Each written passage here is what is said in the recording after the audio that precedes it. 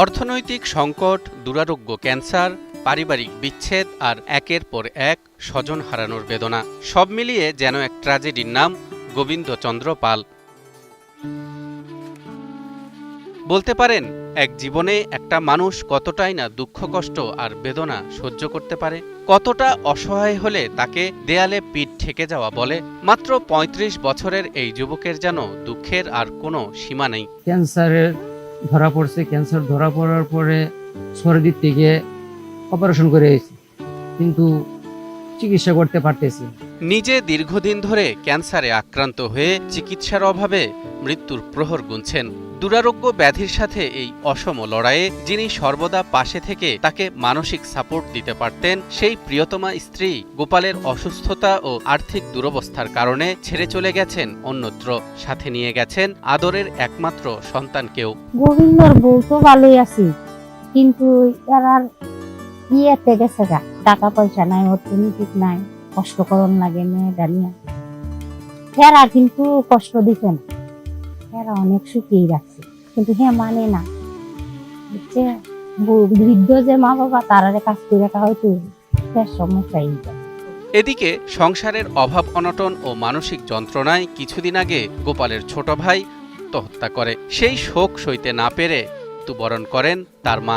একের পর এক এসব ঘটনায় ভেঙে পড়লেও জীবনযুদ্ধ থামেনি গোবিন্দর। নেত্রকোনা পৌর শহরের দক্ষিণ সাতপাই এলাকার একটি জরাজীর্ণ ঘরে মানবেতর জীবনযাপন করছেন গোবিন্দ ও তার বাবা।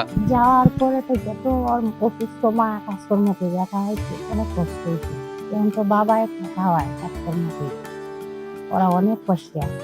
বর্তমানে গোবিন্দর একমাত্র অবলম্বন তার বৃদ্ধ পিতা নিতাই চন্দ্র পাল। বয়সের ভারে নুজো হলেও ছেলের মুখে দুমুঠো খাবার তুলে দিতেই প্রতিদিনই সংগ্রাম করে যাচ্ছেন তিনি। প্রচণ্ড গরম উপেক্ষা করে নিজেই রান্না করেন এবং ছেলের সেবা যত্ন করেন, কিন্তু দিন দিন তার পক্ষেও সবকিছু সামাল দেওয়া কঠিন হয়ে পড়েছে। আমি যে কষ্ট করে বাবা রান্না বাড়া করুন, আমার লাগে ওকে কান্না নাই, বিশ্বাস করতে কান্না কি করা, মানে ছোটের বেড়ে কান্দে বুঝতে।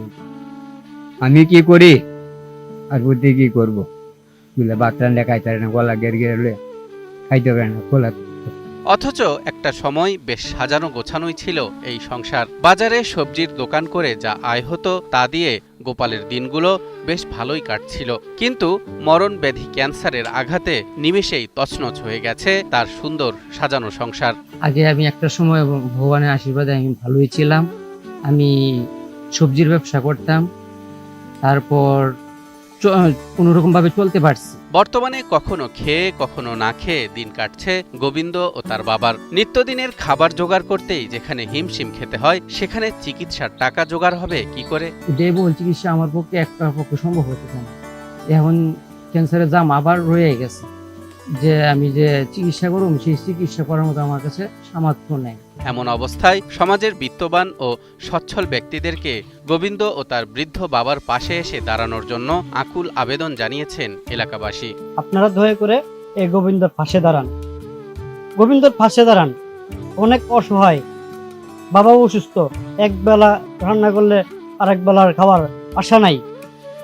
তার বাবাও তার কাছে 20 টাকা 50 টাকা ধার এমনি সাহায্য করে দিনটা চলতেছে।